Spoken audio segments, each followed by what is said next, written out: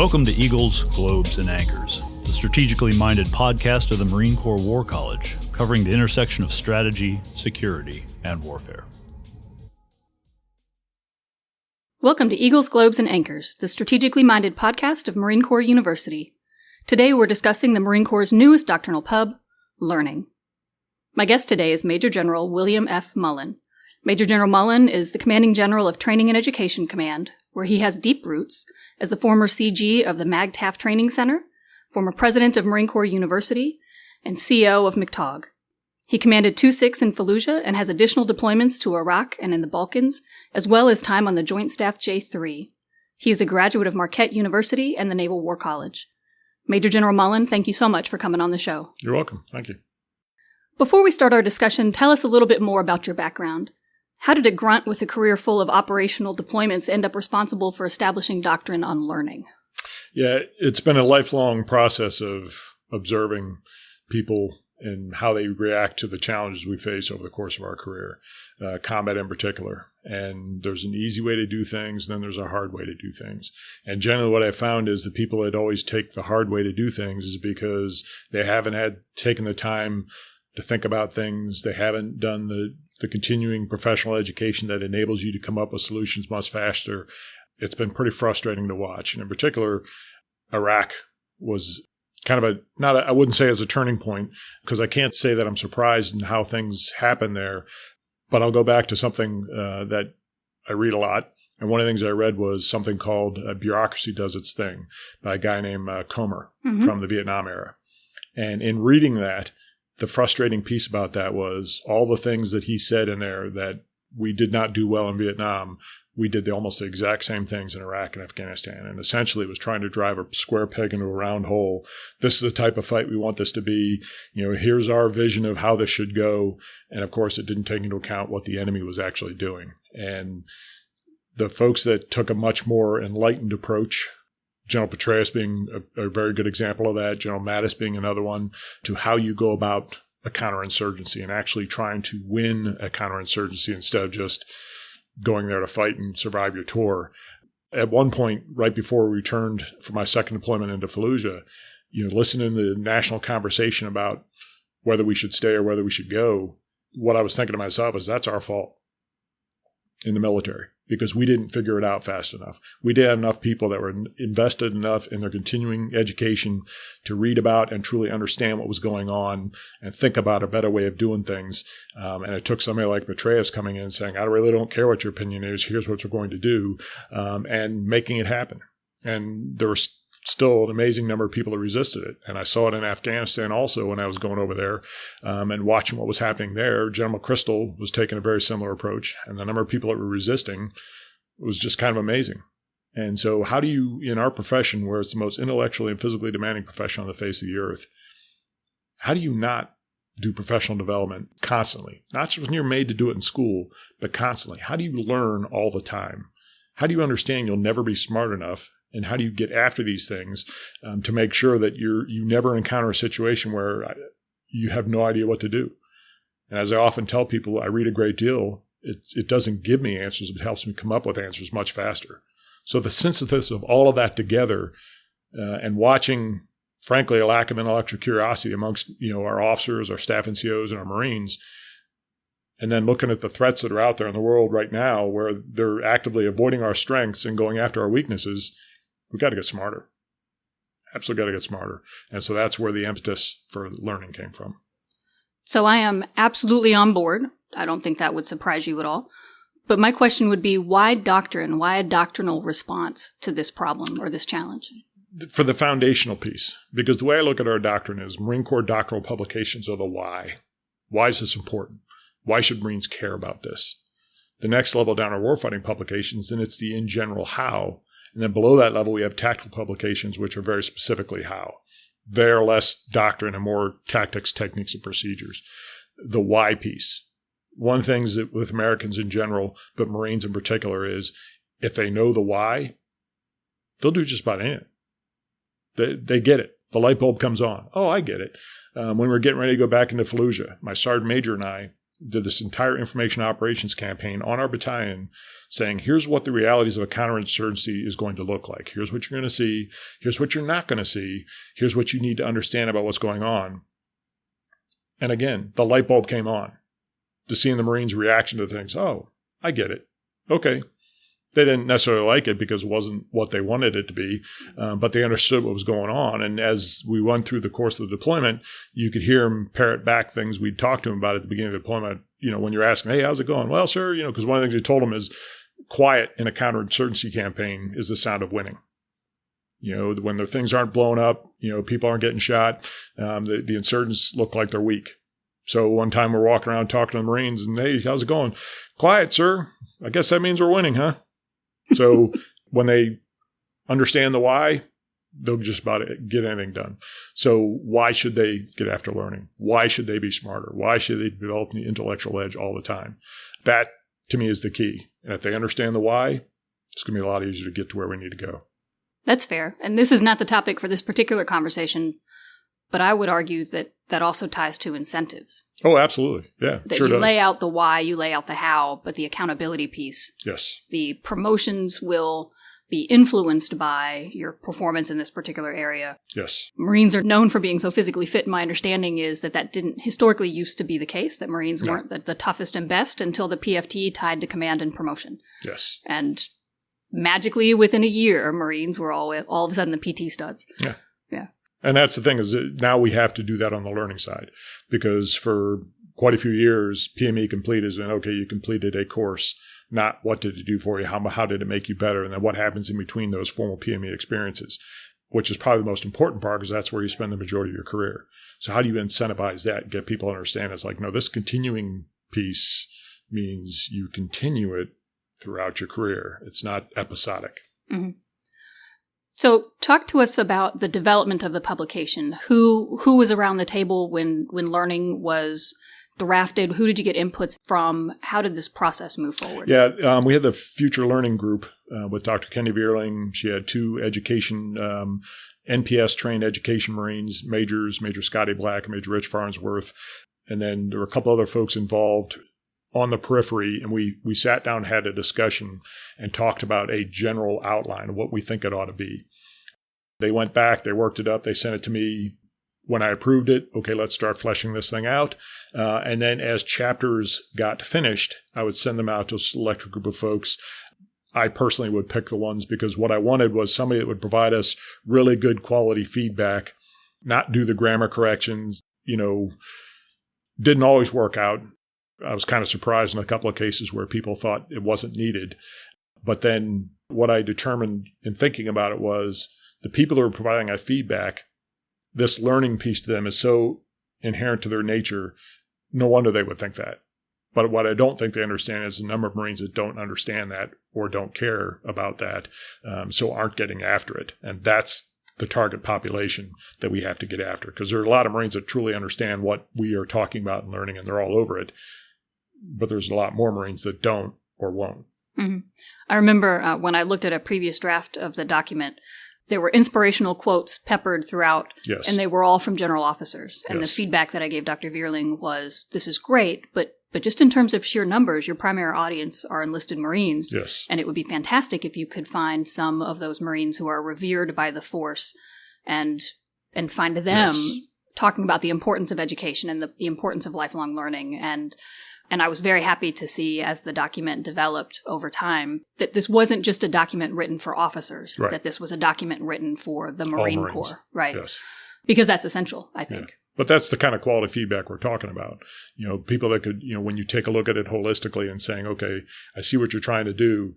A little too much of this, not enough of that. I mean, that's the kind of stuff we needed, because one of the things you found with the writing team in particular was they were so closely involved with it, they weren't seeing the forest because they're in the midst of the trees. Mm-hmm.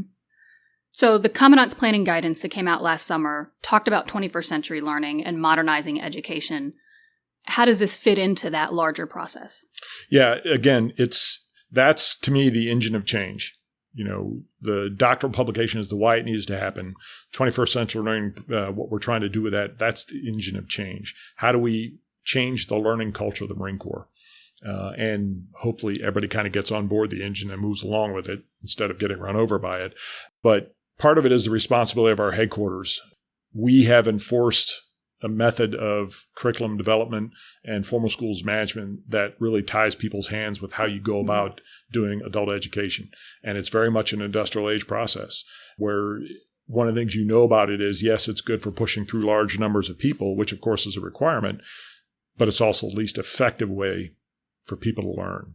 And again, that's got to be the key. What do they understand? What do they retain? What have they learned as they're moving on from their school experience, whether it's an MOS school or a PME school, whatever it is? What are they taking back to the job with them? So how do you do that differently? And then what's actually in those schools? In many cases, we try and, that they're a captive audience, jam as many things into their head as we possibly can because we have them there at the time. Well, how much of that just washes over them and they never remember it? And so one of the things we're focusing on is, all right, what specifically we need to teach them right then and there? And then what can we deliver after some OJT when they've started figuring things out and they've got a little bit more savvy with regards to the MOS? What else can we deliver via different means so we don't have to pull them into a schoolhouse? One of the challenges we also have is Marines awaiting training because of that industrial age process. You have to wait for enough Marines to show up. Then there's a course start date, a course graduation date, and then they move on. In some of our MOS schools, we got Marines sitting around for months waiting. And so why don't we use information technology where, frankly, it's almost embarrassing because it's happening in a bunch of other areas. They show up, you administratively check them in, you give them an electronic tablet. They start working through the course syllabus. They can work together as a team. It's problem focused. The instructor's there to coach, teach, mentor. And when they demonstrate the necessary level of competence, they move on. Mm-hmm. And we've tried that in a couple of instances, and the Marines loved it and finished much faster and with much better competence. Something that we struggle with in the schoolhouse environment is the need for reflection. To your point that students we as humans only retain so much information. Yes. You can only cram so much in a particular period of time. And it's just a neurological, just the brain will only hold so, and different people have different thresholds. How do you think about the challenge of, particularly if we're doing a lifelong learning model and doing what we do in a formal, either PME or a resident or distance PME, but looking for opportunities between those PME formal experiences? How do we think about balancing what the Marines are doing in their regular day jobs with the learning that we want them to do as part of their regular expected professional development? How do we build that time for reflection? Well, the thing of it is in some ways that's kind of presenting them with a solution to the problem, when if they understand the why and they're personally inspired to get after these things, they find the time. They figure it out. And that's what we have to get to, because, in many ways, I equate this with a lot of Marines to the physical fitness piece, like CrossFit. If you just go out and start CrossFit, you're going to tear yourself up. You're probably going to hurt yourself. But the more you do it, practicing doing it correctly, the more you expose yourself to it, the more you do it, the more you're able to do, the more you're able to absorb, and you can build yourself up significantly. But it's the same thing with learning. Because the more you learn, the more you read, the more you expose yourself to different concepts and different ways of thinking about things, the more you're able to come up with answers, the more you're able to, part of the reason why I finish 4 books a week on average is because, first of all, I have pretty good vocabulary from reading as much as I do. It's built up over time, and I can absorb a lot of these things because it just, the repetition I've done over the course of my life. That's just a matter of choice. You can get that way. But I'm personally inspired to do that. And I think that's what you have to get is Marines personally inspired to get after these things and understanding they will never, ever be smart enough. One of the things I talked to them about is like, okay, how many times have you been in a tough situation, especially in combat, where you see the stunned mullet response on the part of a leader because they don't know what to do? Part of the reason why I read as much as I do is because I want to make sure that never happens to me. And as you get older and you get positions of increasing responsibility, the challenges get more and more complex. And we can't afford to sit there and kind of go, holy smokes, what do I do now? You have to get after it. You have to come up with some sort of a solution, even if it's what some people refer to as satisficing. It's not a great solution, but it is a solution that can, take care of the issue at hand least a bit, instead of just kind of throwing your hands in the air going, I have no idea what to do here.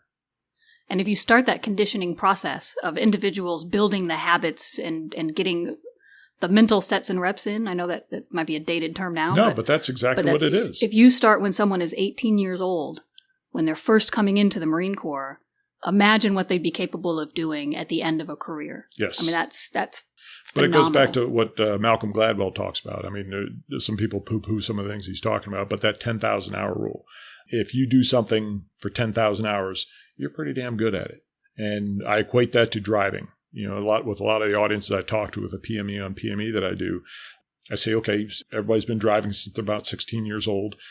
So 10, 15, 20 years of driving. You do things when you're driving that you don't even know you're doing because it's just become intuitional for you, because you have so much time and effort doing it. Whereas opposed to a 16-year-old or a 15-year-old just learning how to drive, you know, everything's a threat. They don't really know how to react to things. You know, they're not smooth. So it's the same in just about everything. You know, I mean, if you practice at it, if you get really, really good at it from a lot of repetitions and a lot of sets, chess playing, same thing. You know, when you first start going after it, it's frustrating because everybody beats you. And then you start building up over time and getting better and better at it. You start recognizing the patterns, how things are happening, especially if you're reading about it and playing it. You know, that combination you're eventually going to be almost unbeatable if you keep after it. So I want to highlight something that I think is clear in the doctrine, but just to make sure that our listeners are also clear. And that is, when you're talking about learning, you're not necessarily just talking about academic learning. No. That is one piece of it.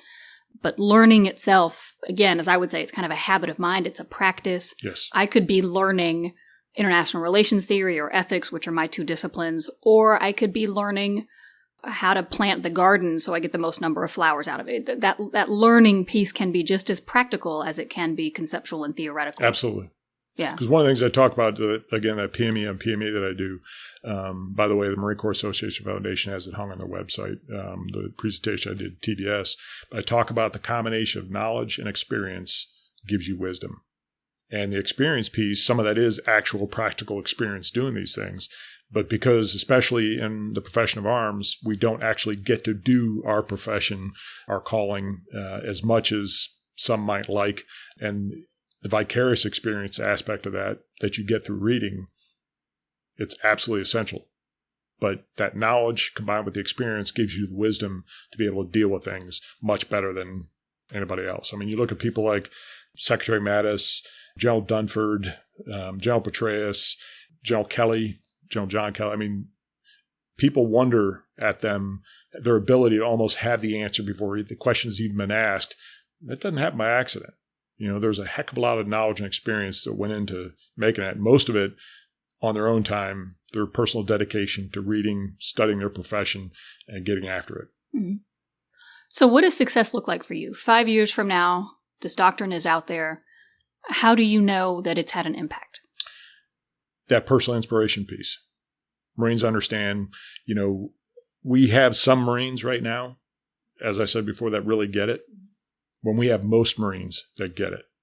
When we have most Marines that, you know, especially if we get into a combat situation with somebody that is actively trying to be asymmetrical against us and find our weaknesses and get after them, or fight in different ways than they're even thought of. If we have the ability to outthink them and out-adapt them, that is success.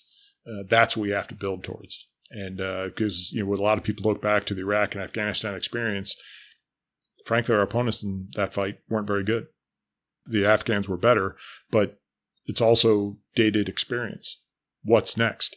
You know, people have been watching us fight for 15 to 17 years. So what are they going to do? Are they going to try and go toe-to-toe to us? One of the things I've talked about in the past is only one person's done that. They've done it twice over the last 20, 25 years, and he lost badly both times. That's Saddam Hussein. People tend to sit up and take notice. There's not going to be a whole lot of other people dumb enough to do that.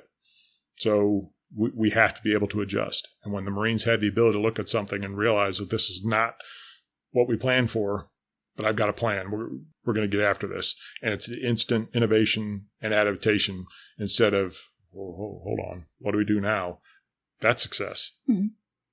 So I heard a rumor that made me very happy. And that rumor is that you have recorded an audiobook version of MCDP 7 learning. Yes. I love it. Why?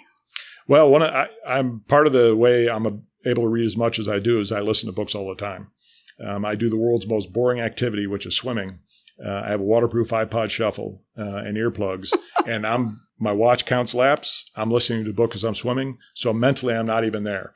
When people can do things like that, or driving, or other activities where you can make maximum use of that time, to me that's invaluable. And some people, hearing it is better than reading it. We're also doing an interactive workbook to help people get more out of it and understand the concepts better. That should be coming out here fairly soon. But all of that is in the effort to deliver it via different means to get Marines' attention and get them to understand it, take it on board, and get the why and be inspired. That's great. Mm-hmm. I'm with you. I get a lot out of listening to podcasts or books or even newspapers now. So every morning when I drive in, I listen to the news updates from some different newspapers. Good. And it's fantastic. And then on the ride home, I'll listen to Audible or listen to a book. And I can now do it at 1.5 speed, which gets you through a lot quicker than if you just listen to it at the regular speed. You're still a non-hacker. I'm not. I listen to double speed on my phone. So I'm not there. That's not enjoyable for me. But I do just teasing you. But I do think it's true. If what we want is to influence the force, if you are looking to change the culture of the Marine Corps, and you are, mm-hmm. doctrinal pubs have an important role to play in the Marine Corps. Yes. But you need them. You need Marines to be able to engage in them in a way that they can relate to and to make it as easy as possible for them to digest the material. Yes. And so an audio version, the interactive workbook, so people can really literally engage the text in different ways. And then also links to go to learn more if they want to. Yes. It's critical, right? Yes. I mean, that's how you model for them. This is what adult learning looks like with this particular It's also a bit of a reach back because when I was a lieutenant, FM1 warfighting came out from General Gray. He took over the commandant when I was a first lieutenant. And one of the things that came out shortly after that was an audiobook on cassette tapes. Do people even know what cassette tapes are anymore? But on cassette tapes was the audio version of that. And that I thought was fantastic. Yeah, that's great. So what are some main concepts that are in the pub that you would like listeners to be thinking of, be aware of when they read MCDP 7? Yeah, it's a big piece of that. And some of this comes from an Australian Major General named Mick Ryan, who's just fantastic. But his concept of talking about the intellectual edge, that intellectual edge that always has to be developed and continually honed that enables us to outthink our opponents because technology is moving very, very fast and it's widely proliferating. And the impact that it's going to have on us, we don't even know. We're trying to keep our eyes on it, trying to understand it, trying to keep up with it, but it's moving fast, it's changing fast. And so we can't count on a technological edge anymore. We have to be able to have the intellectual edge. And that's a matter of choice. And our maneuver warfighting philosophy relies very heavily on having an intellectual edge. For our young Marines, no matter what level they're at, they have the intent from those above them. They understand what needs to happen, and they figure out the how. And when conditions change, as they always do, well, I know he said we need to do this, that, or the other. I can still accomplish that by going around this way. They don't have to ask. They understand the intent. They get after it. It's taking intelligent initiative in the absence of orders and not waiting for those orders. One of the things that I admired about the German Army in the interwar years, the way they developed their young leaders. And for them, taking the initiative, even if it was the wrong way to do something, if they did something wrong, that was still better than doing nothing and waiting to be told what to do. Take some initiative, do something, get after it. And if we have our Marines learning well enough, they're always going to be taking intelligent initiative. And, I've seen some units where that has been fostered by the commander and nobody can come up with them. Nobody. And that's got to be the goal, is anybody that comes up against the United States Marine Corps is going to have a really bad day because no matter what they do, we're always a step ahead of them. And everything they come up with is a day late and a dollar short. So we have a small but loyal listener base here at Eagles, Globes, and Anchors. And as soon as they hear this podcast, the very first thing they're going to do, if they haven't already done it, is go out and read MCDP 7. I hope so. Then what? What do you want them to do next? Then they should start thinking about their own personal development program, their own personal continuing education program. What are they doing? We have all joined a profession, and you're a professional. You know what it takes to be part of that profession, how you continue to educate yourself, continue to develop knowledge, continue to get better in that profession. When you don't do that, especially as doctors or lawyers, they call that malpractice. Well, again, we're the most intellectually and physically demanding profession on the face of the earth. National security, people's lives are on the line. Malpractice in our line of work, that's filling body bags until you figure it out. And you can't get much more wrong than that. And so to think about the concepts presented in learning, take a look at your own personal development. What do we do? What am I doing? How could I be doing things better? How do I cast a really wide net? How do I get to understand, first of all, understand humans first, because that's what we're trying to get humans to do things they wouldn't naturally be doing. That's what leadership is. How do you understand humans? And then how do you understand all the aspects that come into what we do with our profession? Technological aspects, the thought processes, emotions, culture, all the things that impact our ability to get the job done. And even if it's just one step at a time, one book at a time, build yourself at a professional continuing education program that's going to make you better all the time. And it never ends. That's what they've got to get to. And I would say we at the university, through the Gray Research Center, the Library of the Marine Corps, yes. Lejeune Leadership Institute, the different programs, things like this podcast, that one of the key drivers behind our starting this podcast is we wanted to provide educational opportunity for Marines who weren't currently enrolled in an MCU school. And so once every other week, you can listen for a half hour, 45 minutes and get something new. It's not reading, but it's going to tie to our next question, which is related to reading. Mm-hmm. But it at least it gets people thinking. It has them engaging the current ideas and what's going on and continuing that process. But it's about the inspiration piece. Mm-hmm. Well, if he can do it, I can do it. Or if she can do it, I can do it. And how do you inspire them? Because you can't make people do things and get them to accept it as a personal incentive, their personal program. They have to be inspired. It's the intrinsic motivation to get after things. Extrinsic doesn't really work all that well. It's that old saying, you can lead a horse to water, but you can't make him drink. When there's that intrinsic motivation, you don't even have to lead him to water. Mm-hmm. So next question. Yes. Is the last question we ask it to all of our guests, and you have to be very thoughtful because your throughput is high. Very high. And that is, what is the most important thing that you're reading right now that our listeners should know about? A very long, multiple-part series on Abraham Lincoln by Michael Burlingame. I've read a number of different multi-volume series on Lincoln. One of them was by Hay and Nicolay, 10-volume series on Abraham Lincoln. But this one by Burlingame is tremendously good because each one of the books goes in pieces and parts of his life. And one of the most amazing things about President Lincoln was he only had 2 years of formal education his entire life. All the rest of it was personal, professional development, continuing education, all the things we're talking about. And talking about being the right guy at the right time. I can't imagine what would have happened if anybody else had been elected president at that time. He was handed the worst possible situation you could ever imagine. George Washington had nothing on him. The entire country was falling apart. From the time he was elected in November of 1860 to the time he took office in March of 1861, his predecessor watched everything falling apart and did nothing. Just let it go. Yeah, South seceding. They're taking our arsenals. Yeah, okay, let them go. It's all right. Just let it go. And this is what he was handed when he was inaugurated in early March, 1861.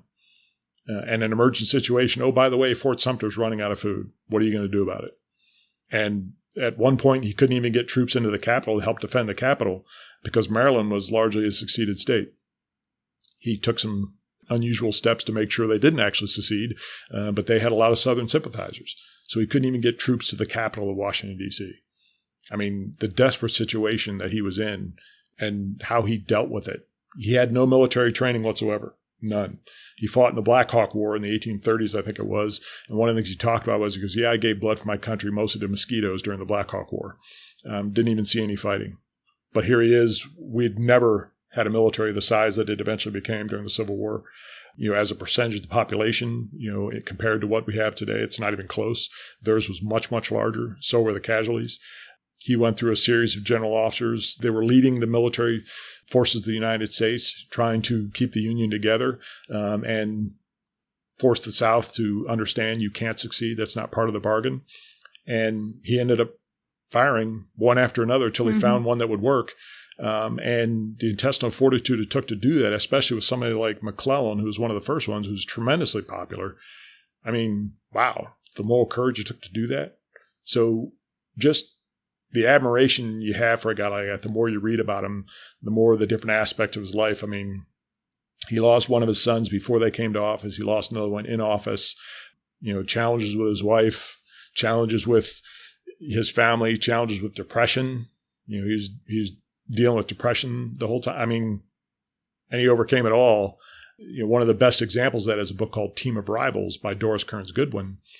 But again, to me, I just can't read enough about him because the way he dealt with things and just persevered through all of that is just absolutely amazing.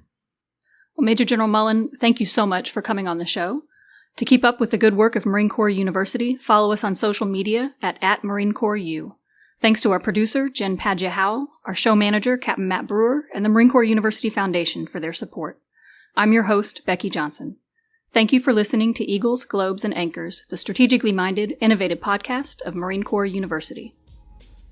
This concludes the EGA podcast. Thank you for joining us. The views expressed in this podcast reflect those of the speakers and do not necessarily reflect the views, policies, or positions of the United States Marine Corps or the Department of Defense.